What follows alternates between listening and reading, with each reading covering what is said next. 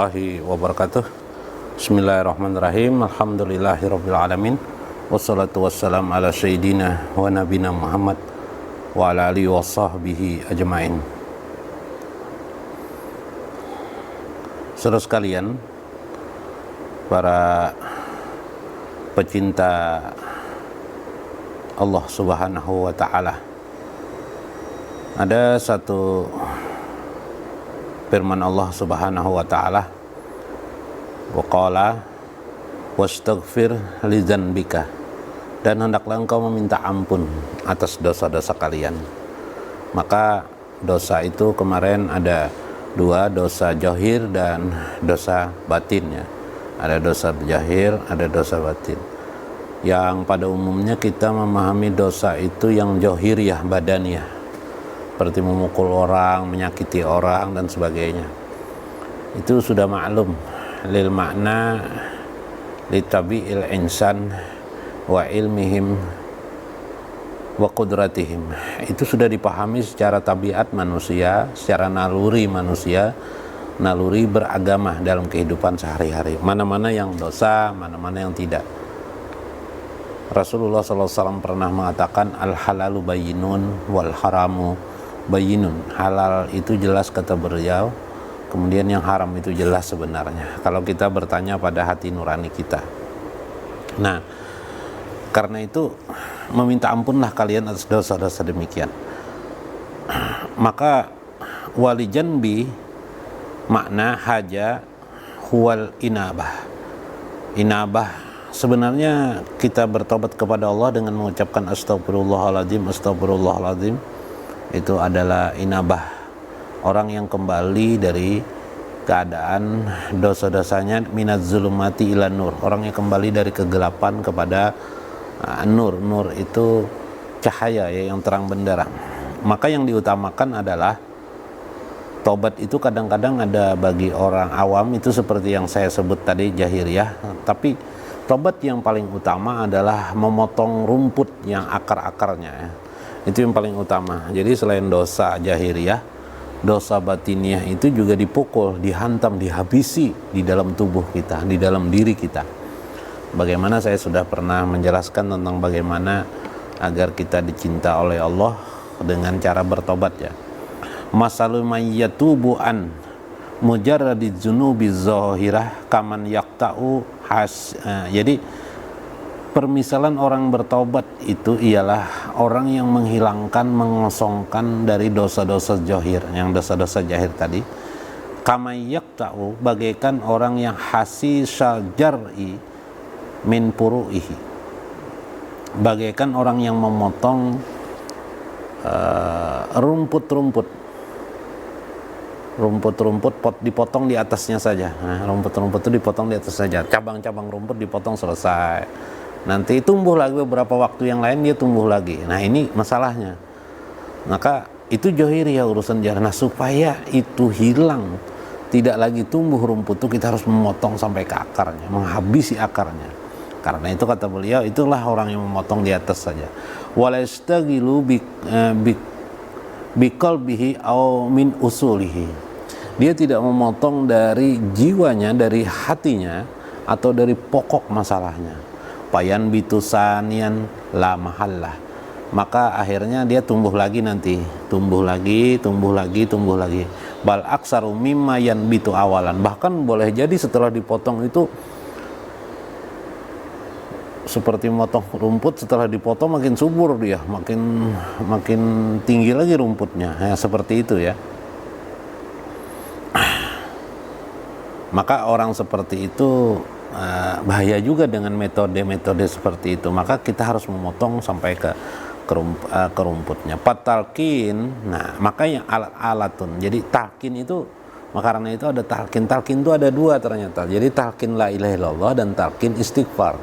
La ilaha illallah kita talkinkan diri kita, istighfarnya sampai merenung kita. Kata umasiwa Allah Ta'ala min qalbil mutallikin.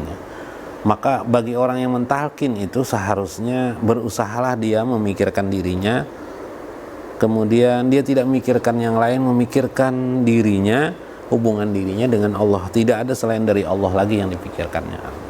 kecuali dirinya terhadap dan kepada Allah.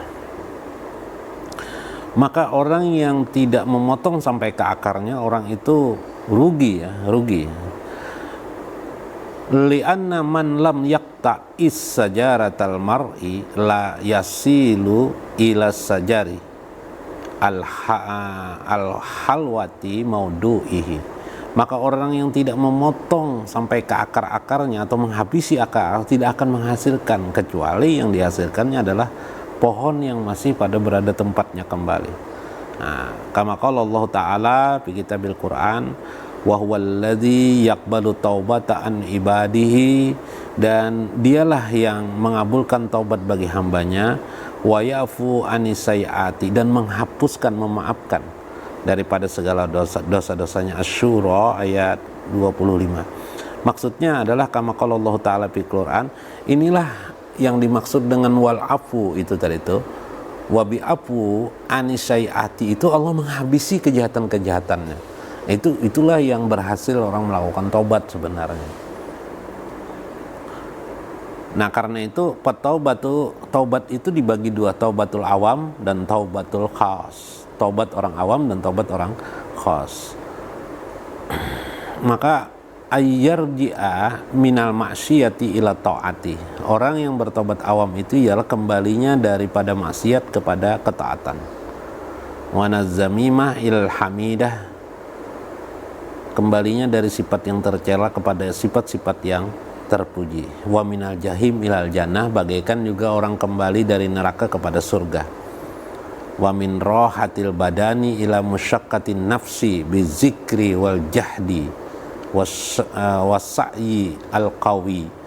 Maka seperti juga orang dari istirahat badan, kemalasan badan daripada kekuatan untuk mengangkat dirinya dengan zikir dan jihad dan perjuangan, dan seperti orang bersa'i berlari kecil ya dengan kekuatan badannya. Itulah yang disebut dengan taubat orang awam. Itu seperti itu. Maka taubatul khawas, orang khawas adalah ayyarji'a ba'da husuli hajihi taubat minal hasanati ilal ma'arif, yaitu taubatnya dari suatu kebajikan kepada al-ma'arif, yaitu ma'rifatullah. Orangnya sudah bagus, tapi diperbagus, diperdalamnya lagi, sebagaimana hadis Nabi kemarin ada ihsan itu adalah yang memperbagus. Wa minal ma'arif ila darajat, dari sikap yang ma'rifah kepada derajat, lebih tinggi lagi derajat. Jadi ahli ma'rifah itu bertingkat-tingkat, ahli ma'rifah pertama, ahli ma'rifah kedua, ketiga, dan seterusnya. Yaitu ada darajatus sani, darajatus salis, derajat pertama, kedua, dan ketiga. Wa minad darajati ilal qurbah, sampai yang tertinggi nanti adalah ilal qurbah. Qurbah ini dekatnya diri dengan Allah.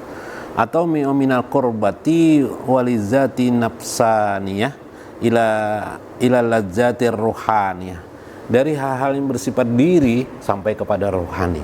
Ini luar biasa istilah beliau ya. Wa huwa tarku ma siwallahi ta'ala, sehingga dia meninggalkan segala sesuatu hal selain pada Allah tawajuhnya. Yang diingatnya, yang direnungkannya hanya Allah Subhanahu wa taala. Inilah taubat ya, taubatnya para ahli ma'rifah, taubatnya orang-orang khawas, dan taubatnya orang khawasul khawas. Mudah-mudahan bermanfaat penjelasan ini.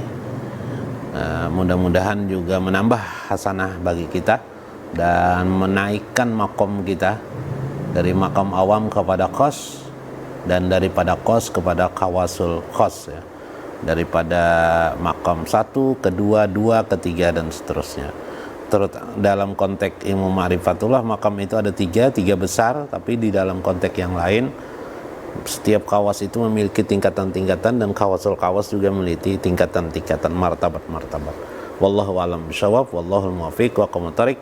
Assalamualaikum warahmatullahi wabarakatuh.